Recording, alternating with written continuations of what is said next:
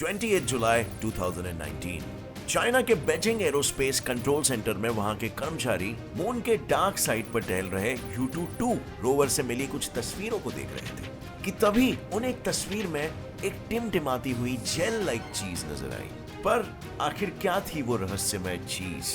1969 में Neil Armstrong के साथ चांद पर लैंड करने वाले बज एल्ड्रिन ने रिसेंटली ये रिवील किया। I saw this illumination that was moving with respect to the stars. कि जब वो चांद की ओर बढ़ रहे थे तब एक रोशनी उनका पीछा कर रही थी। हालांकि वो इसे अपने ह्यूस्टन कंट्रोल सेंटर को नहीं बताना चाह रहे थे, बट ये चीज उन्हें काफी बॉदर कर रही थी। सो डज दैट मीन कि नासा चांद के बारे में कुछ ऐसा जानता है जो वो हमें आम जनता को नहीं बताना चाहता है?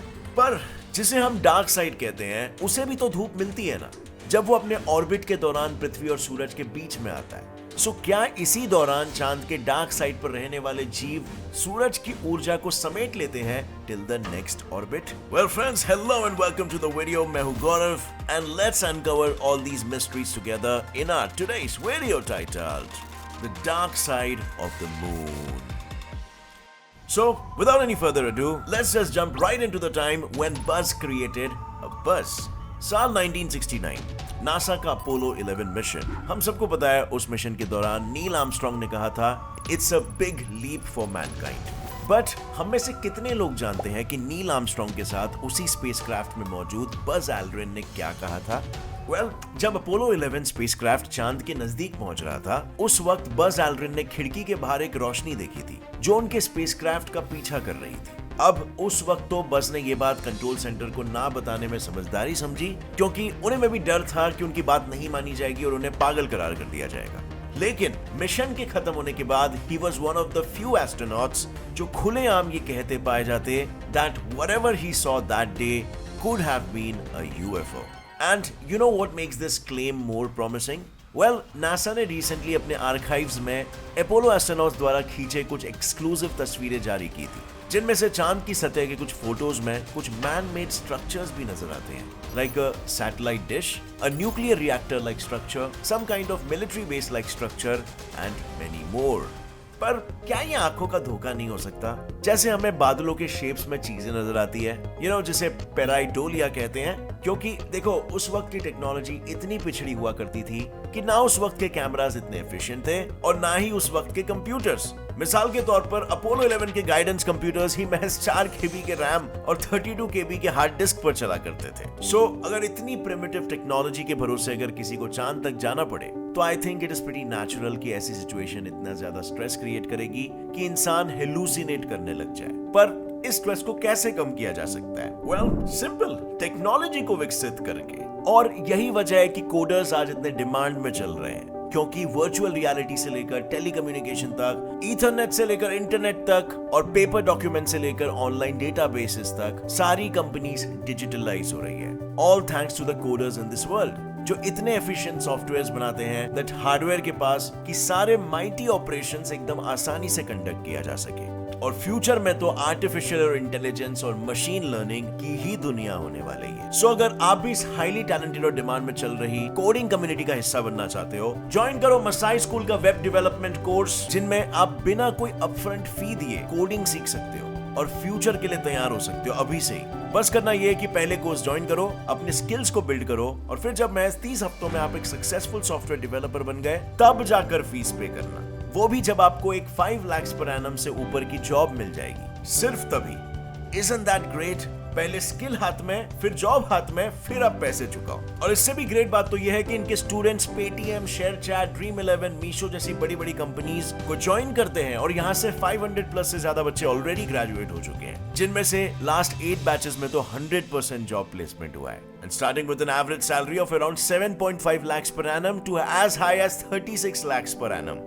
और हाँ, मसाई स्कूल में पढ़ने के लिए आपको कोई प्रायर कोडिंग नॉलेज की जरूरत नहीं है। यहाँ आप एकदम स्क्रैच से हर चीज सीखते हो, बस एडमिशन के लिए आपको 12th पास होने की जरूरत है। तो देर किस बात की है? इनका सॉफ्टवेयर डेवलपमेंट का नया बैच 4 अप्रैल से शुरू हो रहा है। सो तुरंत मसाई स्कूल के इस कोर्स के लिए रजिस्टर करो और 30 हफ्तों में एक नया फ्यूचर प्रूफ स्किल सीखकर अपनी जिंदगी बदलो। And now coming back to the topic, अगर बज ने जो 1969 में देखा वो बस एक आंखों का धोखा था, तो फिर उसे क्या कहना चाहिए जो साल 2019 में चाइना के चैंगी 4 मिशन के U-2 मून रोवर ने अपने कैमरे से देखा? Well, let's head on to the next point from Chang'e 4 to Chanda. साल 2013 चंद्रयान 2 मिशन।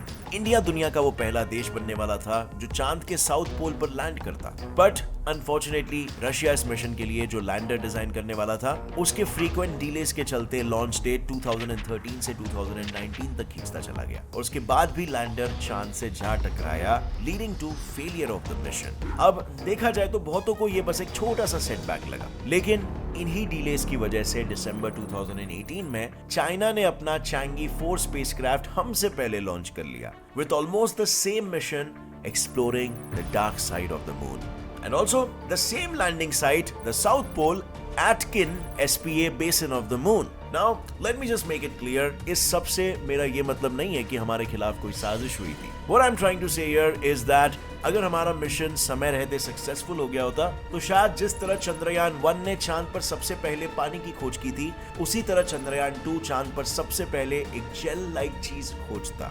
वो भी कोई ऐसी वैसी नहीं, बल्कि एक टिमटिमाती हुई जेल लाइक चीज। अब आइडियली तो इस तरह की स्ट्रेन चीजों पर पहले एक प्रॉपर रिसर्च होती है और फिर उसके बारे में लोगों को बताया जाता है, जो चाइना ने किया भी, बट इट सीम्स लाइक कई अमेरिकन कॉस्मोलॉजिस्ट को इस स्ट्रेन चीज को कांच के टुकड़े घोषित करने में कुछ ज्यादा ही खाई थी। उन्होंने तुरंत ये कहना शुरू कर दिया कि वो चमकती हुई चीज शायद कांच हो सकती है, बिकॉज जब मीटियोर्स चांद से टकराते हैं तब उससे इतनी हीट एनर्जी निकलती है कि सैंड भी पिघलकर कांच में तब्दील हो जाता है। हालांकि दे स्टिल कुडंट आंसर कि उस चीज का नेचर जेल जैसा क्यों है। तो आखिर क्या थी ये स्ट्रेंज चीज? क्या वो किसी एलियन स्पीशीज का वेस्ट है जो इंसानी आंखों से दूर चांद के डार्क साइड पर रहता है?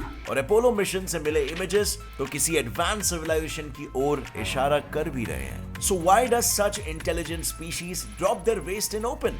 वेल, आई गेस इस सवाल का जवाब तो सिर्फ चाइना के कॉस्मोलॉजिस्ट ही दे सकते हैं। फिलहाल सवाल यह है कि अगर ये स्पीशीज चांद के डार्क साइड पर रहते हैं तो फिर उन्हें जिंदा रहने के लिए ऊर्जा कहां से मिल रही है? वेल, इसका जवाब समझने के लिए ना we need to first break the myth about the dark side. 7 अक्टूबर 1959 यानी आज से करीबन 62 इयर्स पहले सोवियट्स ने एक लूना 3 मिशन कंडक्ट किया था, जिसके सैटेलाइट ने दुनिया को पहली बार चांद के डार्क साइड की तस्वीरें दिखाई। I know you must be like, इसमें क्या ही नजर आ रहा है? बट बिलीव मी, इससे पहले तो लोगों को पता तक नहीं था कि मून का डार्क साइड दिखता कैसे है। वहां जाना तो बात की बात, बट व्हेन वी से डार्क साइड, क्या इसका मतलब ये है कि वहां हर तरफ बस काला घना अंधेरा ही नजर आता है? वेल, नॉट एग्जैक्टली, क्योंकि अगर ऐसा होता तो लूना 3 वहां की फोटो कैसे खींचता? Actually there is no such thing as dark side. ये डार्क साइड तो असल में बस चांद का वो हेमिस्फीयर या आधा हिस्सा है जो पृथ्वी से नजर नहीं आता है कभी भी। आप अपनी पूरी जिंदगी भर में कभी भी इस एरिया को नहीं देख पाओगे, because of a phenomenon called tidal locking, जिसमें चांद का रोटेशन टाइम उसके रेवोल्यूशन टाइम से एग्जैक्टली मैच करता है और हमें उसका सिर्फ एक साइड ही हमेशा नजर आता है। बट आखिर क्यों होता है ये टाइडल लॉकिंग? तो यार देखो, यूजुअली जब 2 सेलेस्टियल बॉडीज एक दूसरे से ग्रेविटेशनली जुड़े होते हैं, जैसे कि अर्थ एंड द मून, तो वो एक दूसरे के ऊपर ग्रेविटेशनल पुल एक्सर्ट करने लगते हैं, जिससे पहले छोटे वाले ऑब्जेक्ट की रोटेशन स्लो हो जाती है और फिर बड़े वाले की, क्योंकि जैसे कि आपको पता है ये ग्रेविटेशनल फोर्स की ताकत रेडियस या डिस्टेंस के साथ घटती जाती है, जिससे लेट्स से पृथ्वी चांद के अपने तरफ वाले हिस्से को जोर लगाकर खींच पाती है, मगर ऑपोजिट तरफ वाले हिस्से पर उतनी पकड़ नहीं बना पाती। और इससे होता यह है कि चांद इस अनइवन पुल की वजह से थोड़ा बहुत ओवल शेप का बन जाता है और यहीं से सारी लॉकिंग शुरू होने लगती है। क्योंकि जब तक चांद स्फेरिकल था तब तक उसका सेंट्रल एक्सिस ऑफ रोटेशन और सेंटर ऑफ ग्रेविटी दोनों ही एक जगह लाया करती थी, बट अब जैसे ही चांद ओवल शेप का बन गया है, उसका सेंट्रल एक्सिस तो वहीं रहा पर उसका सेंटर ऑफ ग्रेविटी पृथ्वी की तरफ खींचा जाने लगा। यानी अब अगर चांद ने रोटेट किया तो वो अपने सेंटर ऑफ ग्रेविटी के पॉइंट को भी घुमाएगा और पृथ्वी उस पॉइंट को फिर से अपनी सेंटर ऑफ ग्रेविटी की तरफ खींचने के लिए ग्रेविटेशनल पुल एक्सर्ट करेगी। मतलब इसको ऐसे समझ लो कि आप अपनी गर्लफ्रेंड के साथ मस्त एकदम हाथ में हाथ डाले वॉक कर रहे हो और फिर जब आप किसी खूबसूरत लड़की को ताड़ने के लिए गर्दन घुमाते हो, आपकी गर्लफ्रेंड आपका थोबड़ा फिर से अपनी तरफ खींचने लगती है। Sounds relatable, right? Well, it absolutely is relatable. और इसीलिए instead of dancing like this, अर्थ और मून कुछ इस तरह एक दूसरे की आंखों में आंखें डालकर नाचना ज्यादा पसंद करते हैं. And if you could pay attention over here, यहाँ बस मून का रोटेशन स्लो हुआ.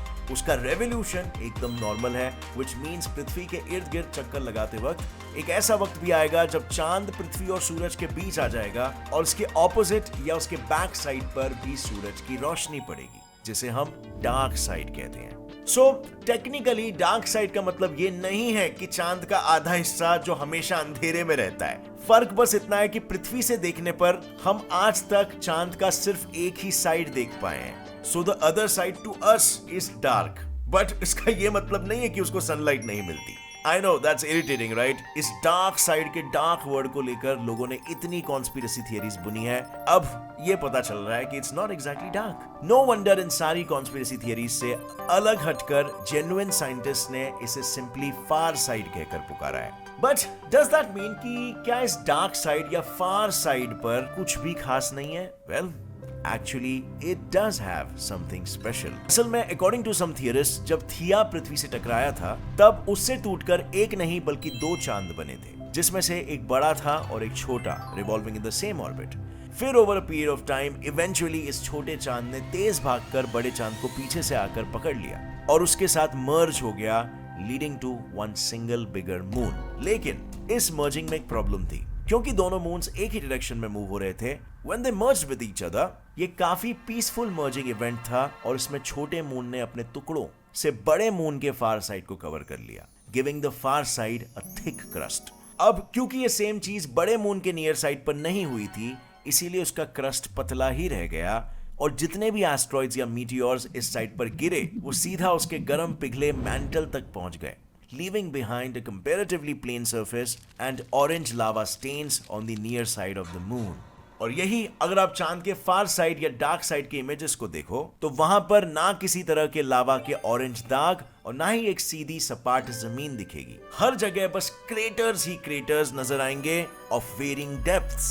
And talking about any civilisation, तो अब तक तो हमें वहां कोई सिविलाइजेशन होने का कोई सबूत नहीं मिला है. और वो ब्लू जेली क्या थी, उस पे भी रिसर्च चल रही है कि आखिर वो क्या एलिमेंट है. बट इतनी उबड़ खाबड़ जमीन होने के बावजूद भी कई स्पेस एजेंसीज वहां पर एक रेडियो टेलीस्कोप लगाना चाहती है ताकि बिग बैंग के जस्ट सेकंड्स बाद जो भी कुछ हुआ उन इवेंट्स को देख पाए. पर आखिर चांद के फार साइड पर रेडियो टेलीस्कोप लगाने से ऐसा क्या एडवांटेज मिलेगा जो पृथ्वी के ऑर्बिट से नहीं मिल सकता? क्या आपके पास इस सवाल का जवाब है? ऐसा क्या एडवांटेज मिलेगा हमें वहां पर टेलीस्कोप लगाने से? लिखिए अपना जवाब नीचे कमेंट सेक्शन में. और अगर इस वीडियो से कुछ भी आपको नया सीखने मिला, एक लाइक जरूर ठोकना. Gets it by science channel को अभी सब्सक्राइब करो, क्योंकि ऐसे ही नॉलेजेबल और इंटरेस्टिंग वीडियोस आप तक हमेशा पहुंचते रहेंगे. हमेशा की तरह friends, stay curious like a kid, keep learning and keep growing. जय हिंद.